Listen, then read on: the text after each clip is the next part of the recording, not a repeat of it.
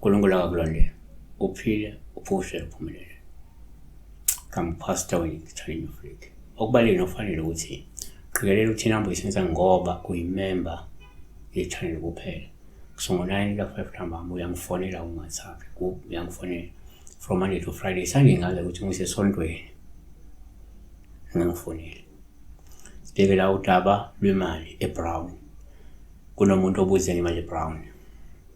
Kunemali emnyama, kunemali eBrown, kunemali emhlophe. Imali emhlophe i-1 rand, i-2 rand, 5 rand. Kithi South Africa.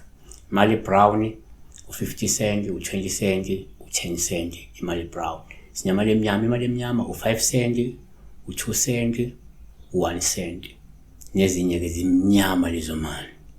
So sibhekile imali emnyama sachaza imali emnyama ukuthi iyibhati iyokuvaleka ngozemali ingamanzi amnyama amaphehli ephehli ukuze wena into zakho zingamali. Sakhuluma ngemali emhlophe ukuthi imali emhlophe iwubunhlanhla ikhomba ukukhanya kwempilo lezinto zobunhlanhla zakho ukuthi sisemgqeni.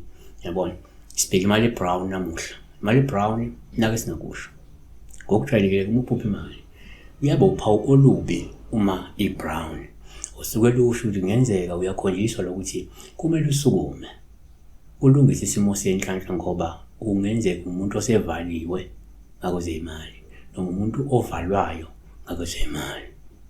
Kulabo kusuke kusebenza ubuthakathi ukudunga isimo senhlanhla yemali.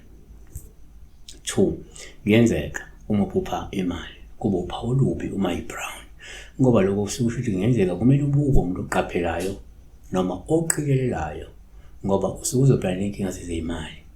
Kusho ukuthi le phawu leli kuyenzeka lifike ngoba hayi ngoba uloyiwe, hayi ngoba uvaliwe, kodwa nje ngoba kunesikhathi kunomzuzu omubi nje ozofika wokuthi izinto zakho zingahambi kahle ngakwezimali. Mhlawumbe ngeke wenze inzuzo emkhameni yakho, ngeke uthole imali osuke uyidinga, nawe nje uzoba nenkinga zezimali. Awuloyanga wenza ngalutho kodwa umzuzu osuke uzofika kuwe okushayeka ngasemalini.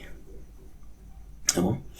3 ngokwesintu-ke kuyenzeka futhi uma uphupha imali kuba uphawu olubi uma iBrown ngoba ke lokhu suke kuwuphawu osuke luzokukhomba ukuthi izitshalo zakho zingcolile futhi zidinga ukuthi usukume uzihlambulule ukuze zikunike ubunhlanhla nengcebo eziyisingetho. Kusho ukuthi le phawu leli lingavela uma ukuthi lesi sidalwa senhlanhla nengcebo ikhona le ngcebo khona le mali kodwa manje lo muntu noma lesi sidalwa asihlambulukile. So kufuneka usukume usihlambulule manje wena ukuze lezi sidalwa bese sidedela lobunhlanhla sidedela lengcebo esiyisingethe. Uyabona futhi ungenzeka nje awuloywanga futhi awuzoba nenkinga zezimali kodwa into yakho ile kutheni umsamo wakho nomsidalwa sakho lesi senhlanhla sifuna sithi fa ngihlambululo sihlambuluke bese into ziyaqala zakhanya ingcebo yadedeleka. Siyabonga. Awuphushe.